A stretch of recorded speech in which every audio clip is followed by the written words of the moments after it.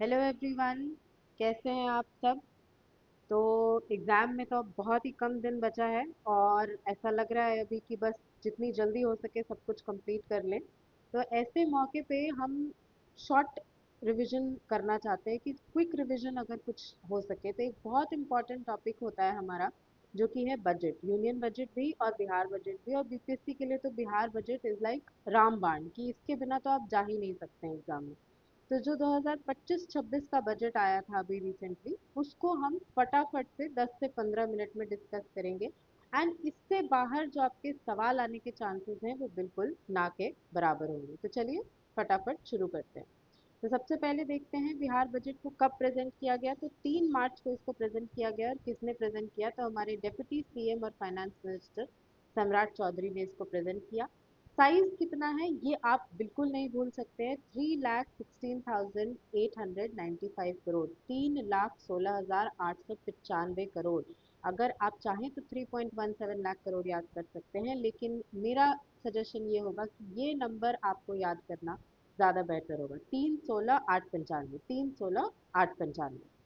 उसके बाद अगर इंक्रीज देखें तो पिछले साल यानी 24-25 के कंपैरिजन में 13.69% का इंक्रीज हुआ है, यानी 38,169 करोड़ का जो इंक्रीज है वो हमको देखने को मिला है।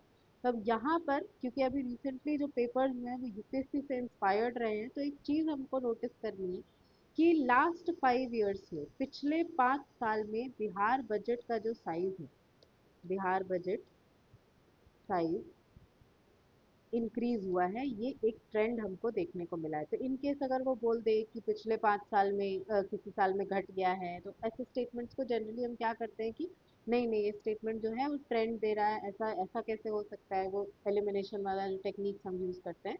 तो नहीं, इसका सब बिल्कुल सही है कि पिछले 5 साल में बिहार बजट का जो साइज है वो इंक्रीज हुआ है लगातार। तो जीएसडीपी को हमने कितना एस्टिमेट किया है, यानी ग्रॉस स्टेट डोमेस्टिक प्रोडक्ट, जो हमारा घरेलू उत्पाद होता है, उसको हमने एस्टिमेट किया है 10,97,264 करोड़, 10,97,264 करोड़, जो कि करंट प्राइसेस पे है। और पिछले साल के कंपैरिजन में 22% का इंक्रीज जो है वो हमको देखने को मिलता है। तो अब करंट प्राइसेस का मतलब हुआ कि यहाँ पर हम इन्फ्लेशन को साथ में लेकर के चल रहे हैं, इन्फ्लेशन को माइनस नहीं किया है हमने। तो यहाँ पर फिर हमको ये भी पता होना चाहिए कि रियल प्राइसेस क्या होते हैं। रियल प्राइसेस मतलब जहाँ हम इन्फ्लेशन को कंसिडर करते हैं और जो कि बेस ईयर को ध्यान में रखते हुए दिया जाता है। तो बेस ईयर को रिवाइव करने के लिए, रिव्यू करने के लिए एक कमेटी यहाँ पर बनाई गई है, विश्वनाथ गोल्डर कमेटी, जो कि जिसका जिक्र की बजट में किया गया है, तो आपके लिए बहुत ही इंपॉर्टेंट हो जाता है। अब वापस आते हैं, हमारा जो साइज है बजट का 3,16,895 करोड़। तो उसमें रेवेन्यू एक्सपेंडिचर, जो हमारे डेली एक्सपेंसेस होते हैं, जो नॉन नेगोशिएबल एक्सपेंसेस होते हैं कि उनको तो करना ही है, और दूसरा कैपिटल एक्सपेंसेस, जो हमारे एसेट्स को क्रिएट करते हैं। तो 2.5 लाख करोड़ के लगभग का हमारा जो है वो डेली एक्सपेंसेस है, यानी रेवेन्यू एक्सपेंसेस है, जो कि 79.5% है। और कैपिटल एक्सपेंस जो कि एसेट क्रिएटिंग एक्सपेंस है वो 64,895 करोड़ है। आप यहाँ से लाख जो है इसको रिमूव कर सकते हैं, लाख नहीं होगा यहाँ पे।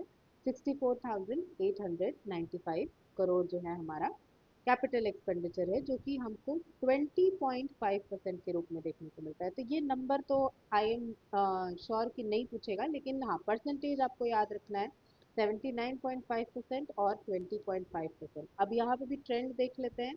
तो लास्ट 5 ईयर्स में जो हमारा रेवेन्यू एक्सपेंडिचर है वो इंक्रीज हुआ है, लेकिन कैपिटल एक्सपेंडिचर में ऐसा कोई भी ट्रेंड हमको देखने को नहीं मिलता है। तो अब रेवेन्यू एक्सपेंडिचर की जब हम बात करते हैं, तो साथ ही साथ हम रिसीट्स की भी बात कर लेते हैं। तो रिसीट्स में रेवेन्यू, अब एक्सपेंडिचर यानी सरकार जो खर्च करेगी, और रिसीट यानी सरकार जो रिसीव कर रही है, सरकार को जो मिल रहा है, तो टैक्स के रूप में, फाइन के रूप में, आपने जो फॉर्म भरा होगा उसमें जो आपने फीस दिया होगा, उसके रूप में सरकार को जो आपने पैसे दिए, वो सब कहाँ जाता है? तो वो सब रिसीट में जाता है।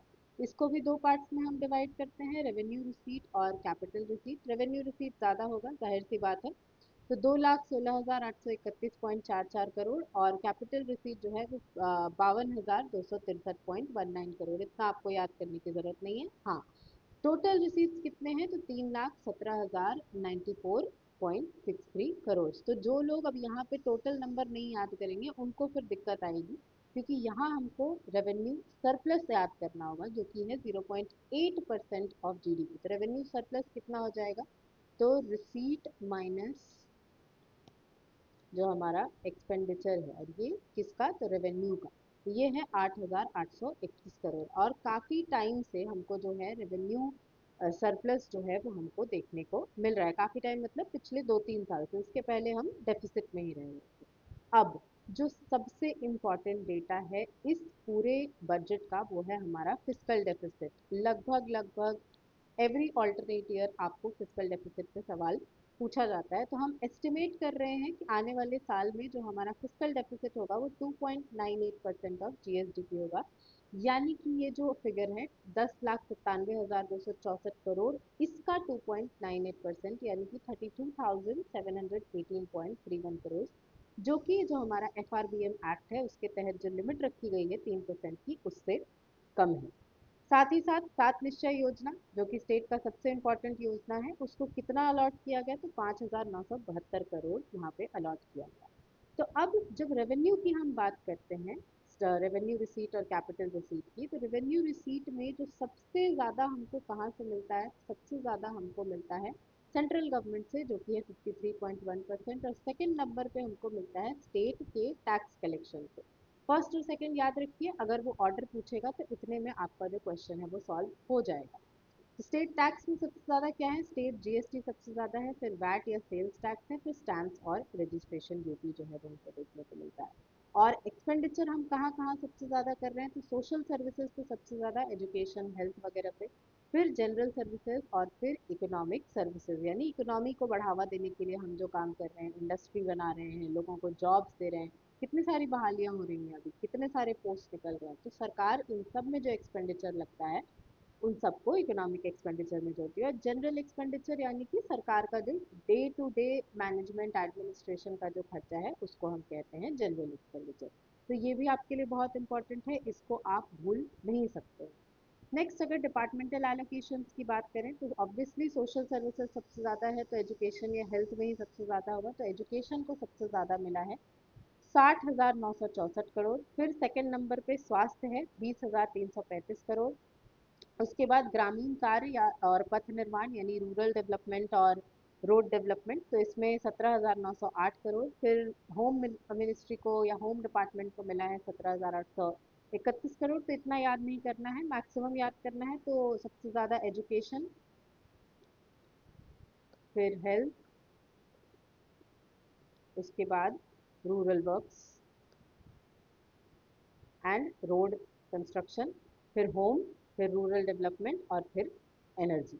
और सबसे लास्ट में अगर देखें तो समाज कल्याण समेत सभी कल्याण बाकी जितने भी हैं वो सब। अब बात करते हैं कुछ न्यू इनिशिएटिव्स की।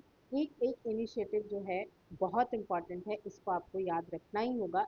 आप बाकी सारे करंट अफेयर्स भूल भी जाएं, लेकिन इनमें से आप कुछ भूलने का रिस्क नहीं ले सकते हैं। तो कन्या विवाह मंडप बनाए जाएंगे पंचायत लेवल पे, हर एक पंचायत में, ताकि जो लड़कियां हैं उनकी शादी हो सके। पटना में जिम ऑन व्हील्स बनाया जाएगा वुमेन के लिए, जो कि उसमें ट्रेनर्स भी वुमेन होंगी और सिर्फ वुमेन ही इसमें पार्टिसिपेट करेंगी। पिंक टॉयलेट, पिंक बस, महिला हाट पटना में स्टैब्लिश किया जाएगा। Women vehicle operation training centre यहाँ पे बनाया जाएगा। उसके बाद 33% रिजर्वेशन दे दिया गया रोड ट्रांसपोर्ट कॉरपोरेशन के पोस्ट में वुमेन को। और विमेन जो कांस्टेबल होती हैं उनको उनके घर के पास पोस्टिंग दी जाए, इस बात का ध्यान रखा जाएगा। फिर हेल्थ में Bihar cancer care society establish किया जाएगा। कैंसर हॉस्पिटल बेगूसराय में बनाया जा रहा है। गवर्नमेंट कॉलेजेस पीपीपी बेसिस पे बहुत जगह पे बनाया जा रहा है। गवर्नमेंट मेडिकल कॉलेजेस अररिया में, पूर्णिया में, कटिहार में। इसके बाद अर्बन हेल्थ सेंटर्स बनाए जाएंगे। सीएम बालिका कैंसर प्रतिरक्षण योजना सबसे इम्पोर्टेंट स्कीम है इस पूरे बजट का। तो ये जो ह्यूमन पैपिलोमा वायरस होता है उसके खिलाफ यहाँ पर वैक्सीन जो है वो दिया जाएगा 9 से 14 साल की लड़कियों को। उसके बाद डिजिटल हेल्थ स्कीम, जिसमें कि स्कैन एंड शेयर वाला जो फीचर है, स्कैन क्यूआर कोड वाला, उसमें बिहार फर्स्ट रैंक पे है। हिंदी मीडियम में एमबीबीएस का जो कोर्स है वो लॉन्च किया जाएगा। फिर एग्रीकल्चर की अगर बात करें तो एमएसपी पे अरहर, मूंग और उड़द को खरीदा जाएगा सरकार के द्वारा। Cold storage facility sub division और ब्लॉक लेवल पे।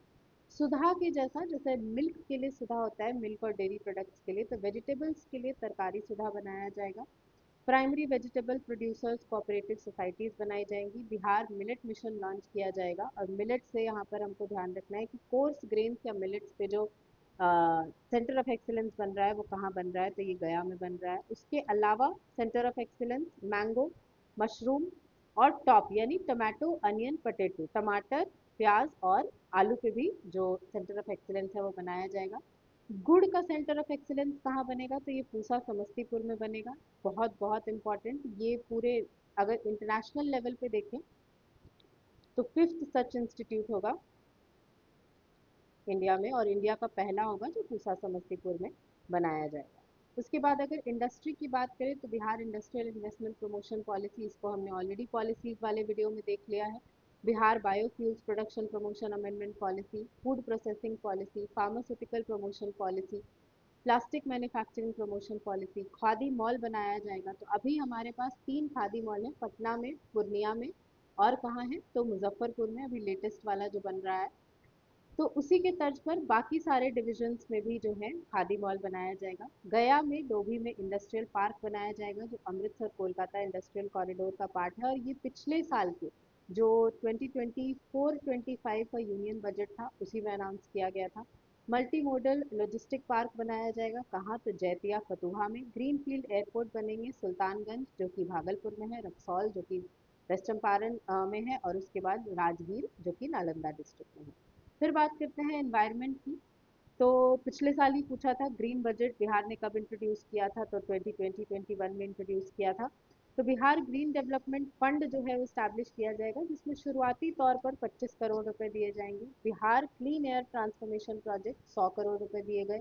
ग्रीन कवर का हमारा टारगेट है, ऑलरेडी मैंने बता दिया आपको, 17% का 2028 तक। इसमें वाल्मीकि टाइगर रिजर्व का जिक्र हुआ कि उसमें टाइगर्स जो हैं वो बढ़ करके उनकी संख्या जो है 2022 में 54 हो गई है। स्कॉच अवार्ड भी मिल चुका है जो बीटीआर वाल्मीकि टाइगर रिजर्व है। एनटीसीए ने second tiger reserve Kaimur wild life sanctuary को घोषित करने का निर्णय जो है वो ले लिया है। उसके बाद SDG 6 जो कि क्लीन वाटर एंड सैनिटेशन है, उसमें बिहार को थर्ड रैंक मिला है नीति आयोग की जो 2023-24 की रिपोर्ट थी उसमें। और इसके अलावा 2022 में बिहार को नेशनल वाटर प्राइज भी मिला था, जिसमें कि हमने थर्ड रैंक पे हमारा रैंक था। फिर स्पोर्ट्स वेरी वेरी इंपॉर्टेंट, क्योंकि इस साल बिहार जो है वो इमर्जिंग स्पोर्ट्स कैटेगरी में भी हमको अवार्ड मिला है। तो मशाल 2024 ऑर्गेनाइज किया गया Bihar state sport authority, education department और स्पोर्ट्स डिपार्टमेंट के द्वारा। राजगीर में sports academy, Bihar sports university और स्पोर्ट्स एकेडमी, ये भी राजगीर में बनाई गई, जिसके नए जो वीसी हैं वो बने हैं शिशिर सिन्हा। मोइनुल हक स्टेडियम, इसको जो है सेकेंड लार्जेस्ट स्टेडियम बनाने की बात की जा रही है देश का, और इसके लिए इसको बीसीसीआई को हैंड ओवर कर दिया गया है। उसके बाद emerging state in sports award भी बिहार को मिला, ये हमने ऑलरेडी देख लिया। फिर कल्चर या बाकी जो इसके अलावा कुछ जो इनिशिएटिव्स बजट में मेंशन किए गए हैं वो ये हैं कि 3 नए म्यूजियम्स बनाए जाएंगे। बेतिया में दीप नारायण म्यूजियम, एक बेतिया में बनेगा। उसके बाद एक दीप नारायण म्यूजियम बनेगा, एक बाबू खारू खिरहर म्यूजियम बनेगा, बाबा खारू खिरहर। तो ये भी आपको ध्यान रखना है, बाबा खारू खिरहर कौन थे। Bihar film promotion policy 2024, Rajgir में एक फिल्म सिटी जो है वो बनाने की बात की जा रही है। National forensic science university of campus centre ये पटना में बनेगा। उसके बाद hybrid doppler weather radar network west Champaran और भागलपुर में, ताकि वेदर को मॉनिटर किया जा सके। वाटर ट्रांसवर्सालिटी ग्लोबल अवार्ड बिहार को दिया गया इंडिया वाटर फाउंडेशन के द्वारा। सेंटर ऑफ एक्सीलेंस बीटल का कहाँ बनेगा, तो बीदुपुर वैशाली में। जीविका ट्रेनिंग IIM कैलकाटा के द्वारा करवाया जाएगा। बुद्धा सम्यक दर्शन म्यूजियम और स्तूपा वैशाली में बनेगा, बोधगया में नहीं बनेगा, इस बात का ध्यान रखेंगे, नहीं तो हम बुद्धा से जनरली बोधगया मार के आ जाते हैं, पर यहाँ जो सम्यक दर्शन म्यूजियम और स्तूपा बनेगा वो वैशाली में बनेगा। बिहार का पहला फॉरेस्ट्री कॉलेज और रिसर्च इंस्टीट्यूट कहाँ बनेगा, तो ये मुंगेर में बनेगा। इसके अलावा बाबा हरिहर नाथ मंदिर, इसको डेवलप किया जाएगा on the lines of Kashi Vishwanath corridor, ये सोनपुर में है, और इसी के जो यहीं पे सोनपुर मेला जो है वो ऑर्गेनाइज किया जाता है, उसी को हम हरिहर नाथ मेला भी बोलते हैं। मत्स्य गंगा लेक ये बनाया जाएगा सहरसा में, इसको रीडेवलप किया जाएगा। 7 वंडर्स का रेप्लिका जो ताजमहल है, आईफिल टावर है, इनका रेप्लिका बनाया जाएगा, कहाँ तो सिलौंजा बोधगया में। बिहार में मैक्सिमम पुलिस फीमेल पुलिस हैं पूरे इंडिया में, बहुत ही बड़ी अचीवमेंट है हमारे लिए ये। मेट्रोलॉजिकल पार्क बनेगा भागलपुर में, तो ये देख लीजिए hybrid doppler weather radar network कहाँ लग रहा है, तो वेस्ट चंपारण और भागलपुर में, और मेट्रोलॉजिकल पार्क कहाँ बन रहा है, तो सिर्फ भागलपुर में। उसके बाद लखीसराय का एक साइट है लाल पहाड़ी, इसको आर्कियोलॉजिकल साइट के रूप में डेवलप किया जाएगा। सारथी 4.0, जिसमें रजिस्ट्रेशन होता है नए व्हीकल्स का, आप ड्राइविंग लाइसेंस के लिए अप्लाई कर सकते हैं, उसमें बिहार को फर्स्ट पोजीशन मिला है। Centre of excellence course grains का बनेगा टनकुप्पा गया में। कुंड घाट रिजर्वायर स्कीम चालू किया जाएगा, कौन सी नदी पर, तो ये बहुआर नदी पर, जो कहाँ से बहती है, तो जमुई डिस्ट्रिक्ट से बहती है। बिहार को इनोवेशन अवार्ड भी मिला है ग्लोबल डिजिटल हेल्थ समिट 2024 में, तो बहुत बहुत इंपॉर्टेंट। अब पिछले साल जो सवाल पूछा हमसे कि बिहार में ग्रीन बजट कब इंट्रोड्यूस किया गया था, तो हमको ये भी पता होना चाहिए कि बिहार में जेंडर बजट कब इंट्रोड्यूस किया गया, तो 2006-7 में। उसके बाद ये आउटकम बजट होगा, सॉरी, आउटकम बजट 2006-7 में, जेंडर बजट 2008-9 में, चाइल्ड बजट 2013-14 में, ग्रीन बजट 2020-21 में। अब इससे बाहर आपको बिहार बजट से जो सवाल है वो नहीं पूछे जाएंगे, इतना तो I can say from my past experience. तो अगर आपको इसका पीडीएफ चाहिए तो आप हमारे टेलीग्राम चैनल से उसको डाउनलोड कर सकते हैं, जिसका लिंक आपको डिस्क्रिप्शन में मिल जाएगा। वीडियो पसंद आया हो तो इसको लाइक शेयर और सब्सक्राइब जरूर करें। Thank you.